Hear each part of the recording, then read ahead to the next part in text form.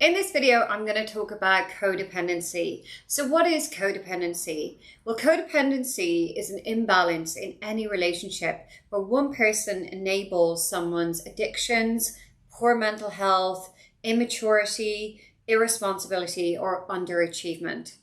So often with codependency, people might not actually see it or understand what's really happening in the dynamic of this relationship. This can be something that feels very ordinary for someone to be this way in a relationship, and they often won't have the insight to be able to step back and realize that actually they're in a codependent relationship and therefore take the necessary steps to take an action to break these cycles. So often people can be in a codependent relationship for a whole lifetime without ever deciding that they want change for themselves. And like all sorts of mental health difficulties, there's a whole spectrum. So some relationships might just actually be on the minor scale of codependency, and other relationships might be severely codependent, where you can really see that dysfunction a mile away. From any outsider looking at the relationship and observing it, they would actually see there's something not right here in how this relationship is actually functioning, and that they can see that it is causing problems for actually both people involved in the relationships. So where does it come from? So this is really related to self-worth and self-esteem. So when someone grows up in an environment where they're not made feel worthy and they're not made feel valuable for just being them, and they're not given the right amount of love and really just actually given messages that they are good enough just for being them, then they'll often feel that they need to do something to feel needed, to feel worthy. So really, codependency is actually about feeling needed, an absolute deep need to feel needed, rather than just feeling that actually your presence and your personality and just you is good enough. So really, this causes a fixing compulsion or a compulsive caregiving in people. So in a relationship where codependency exists, that individual who's enabling the immaturity or addiction or underdevelopment or underachievement of the other person actually is really addicted to feeling needed. If they don't feel needed in a relationship, they don't feel worthy, they don't feel good enough. And therefore their needs are going to get swept to one side, and they won't feel that they can ask for their own needs to be met, because this compulsive caregiving is what makes them feel safe in a relationship. They feel needed, and therefore their partner needs them. Their partner is not going to leave. They need the other person to rely on them heavily in order to feel secure. And you can imagine the level of dysfunction this would cause in a relationship, because that person is not going to feel safe to ask for their own needs to be met. It's going to be very anxiety provoking, maybe impossible for them to ask for their needs to be met. But at the same time, they're giving too much. It doesn't feel safe for them to actually stop giving to that level, and therefore they're going to resent the other person because it's unsustainable. And really, the way of knowing whether you're in a codependent relationship or not is actually about, how do you feel in that relationship? Is it exhausting, the amount that you have to give to that other person? Does it feel like you're giving a comfortable amount of support, or actually is it too much? Is it exhausting? Is it something that leads to a lot of resentment? And does it actually cause problems? So really look out for the imbalance in these relationships. A couple that I worked with had been married for a really long time, and I must say it was a very difficult couple to actually try and help, because they were incredibly set in their ways. And it was actually, one person was more willing than the other to come to therapy to look at this problem. But the female partner in the relationship was a compulsive caregiver. She gave an awful lot to her husband, and it actually caused her husband to maintain his immaturity. He didn't really have to learn to do things for himself because his wife did everything for him. And she was very angry and very resentful of her actions, and would actually confide in other family members and would take the problems to other family members. She would talk to her children about her irritation with her husband and actually how annoyed she was with what was happening in the relationship, but she never felt safe to talk to her husband about these issues. She never actually wanted to confront him and work through these difficulties. The compulsive caregiving actually continued.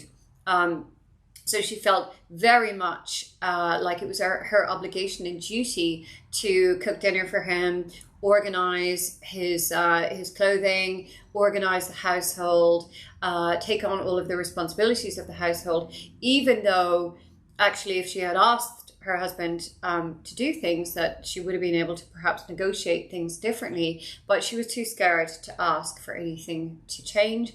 She was too scared to negotiate her needs being met, and therefore she was never actually able to change this pattern. As a result, her husband became very reliant on her and didn't really develop his own maturity, didn't really become a mature adult because he was so dependent on his wife for providing all of this support. And the reason why this couple continued on for such a long time in this manner is that the wife really needed to feel needed in that relationship. So doing all of these things made her feel worthy, and really it kind of put a plaster on her low self-esteem in the short term. On a daily basis, she felt she was in control because she was doing all these things. Her husband wouldn't leave because he needed her. But as a result of this behavior, she was very annoyed. She felt very frustrated. She felt very angry on a regular basis that her husband didn't do more. So it's a complex one, because on one hand, she resented him and she wanted a husband who supported her more so that she wouldn't feel so annoyed and angry. But on the other hand, she actually needed him to stay that way for her to feel safe and secure in this relationship. Now, this comes from growing up, as I mentioned, in an environment where people's needs are neglected, particularly emotional neglect. So if someone grows up in an environment where their emotions are not attended to, they don't really feel like they're worthy or good enough, and that they can actually just be, and they can provide a relationship or a friendship without offering some sort of fixing. So really, this is quite deep rooted. So it is a difficult issue to try and address and try and solve, but of course it's not impossible. And originally, where it's been identified as coming from in the early stages of actually looking at codependency, the early observations were actually in addictions, particularly alcoholism. So we found that, or practitioners or therapists found that actually in addictions such as alcoholism, it's not only just about the person being addicted to alcohol. We actually saw that there was people who were close to them that were enabling that behavior. So what we found it wasn't me who found this. I was not one of the people who came up with this, but the practitioners who actually identified this originally found that with alcoholics, they often had family members, loved ones, partners who kind of needed them to stay on well on a subconscious level. So rather than actually doing things that completely helped stop this drinking behavior and causing this individual to realize that there was consequences to the drinking behavior, that actually they were creating an environment where the addiction continued. Some examples of this might be that the cocaine user, if you're in an environment where your partner uses cocaine, do you get up and leave and say, this is not, I'm sorry, I can't accept this behavior. I can't watch you do this. I can't be in an environment with you doing this because I feel that I'm enabling it. Or do you just sit there and kind of go in your mind, well, I'm not happy with it, but I don't know what to do. So to not enable certain addiction behaviors mean that often you have to take some very drastic steps that can feel very cruel.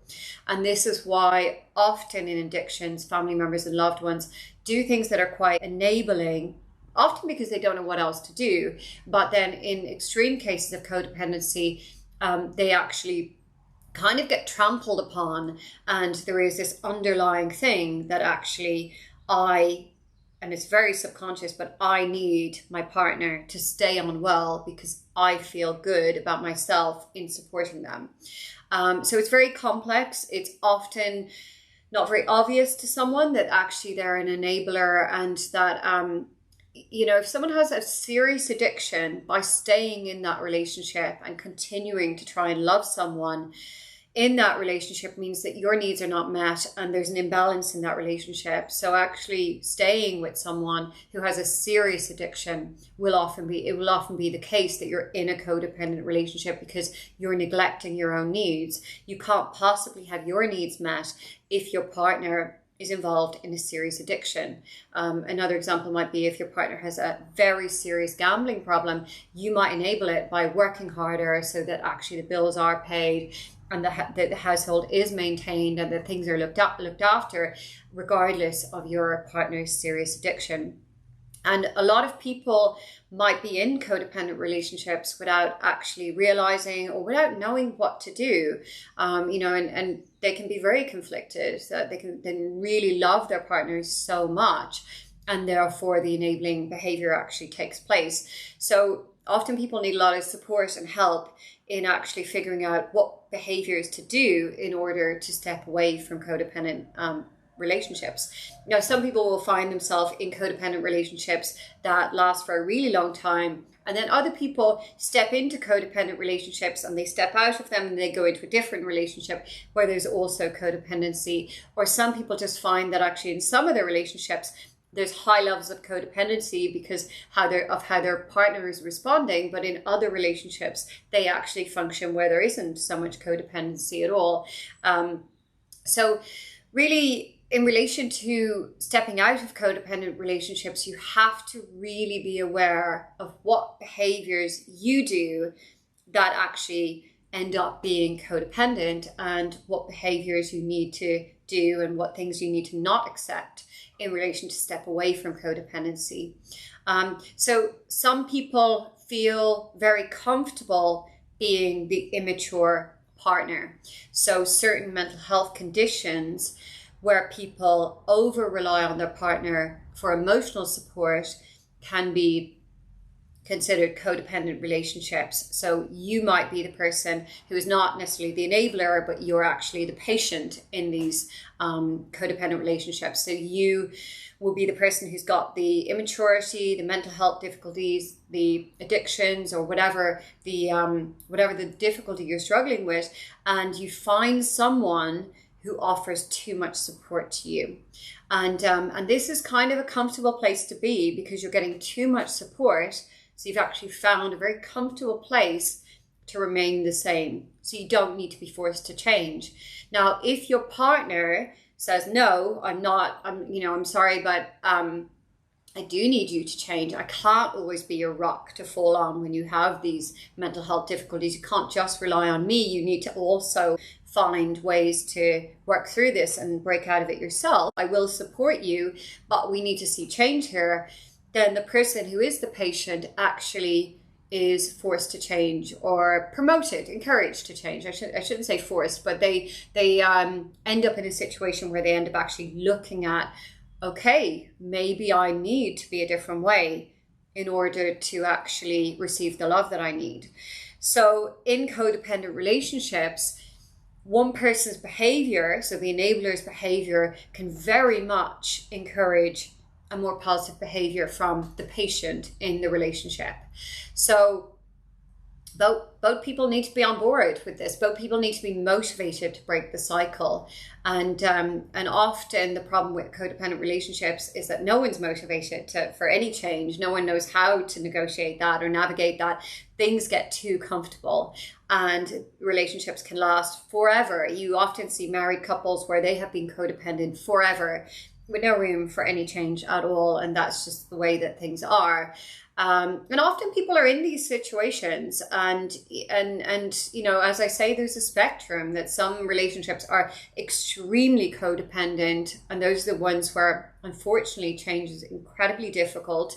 And then you see other relationships that they just lean into being kind of codependent. We see someone's unhealthy cycles, but someone gets aware and change happens. Either that they end up leaving the relationship because it's just not a healthy relationship and there's no room for change within that relationship, or actually they start to work together as a team and they start to communicate about where things are codependent, and they start to negotiate change, and they start to decide on healthier ways of being as a couple, and that actually they can form a healthier relationship with one another.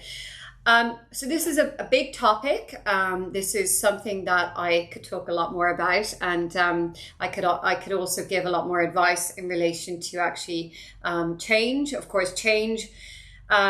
What's required for change, particularly for the enabler, is that they really work on their self-worth and their self-esteem, and they're really conscious about the behaviors that they're doing, which enables codependency. Of course, if you are the enabler and you decide to stay in a codependent relationship, it means that you don't mature, and that means you're not going to feel very good about yourself. Your self-esteem, your low self-esteem is going to be maintained, and actually there is other ways of living. You can really look at change here. You can look at change for yourself, and you can look at, first of all, gaining awareness, and then also looking at all of the behaviors that you need to do in order to break away from codependent relationships.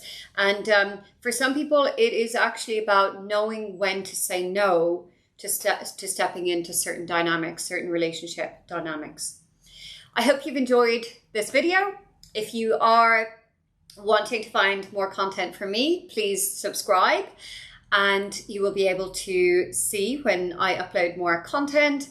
If you want to ask any questions about codependency, please leave a comment below and I will reply.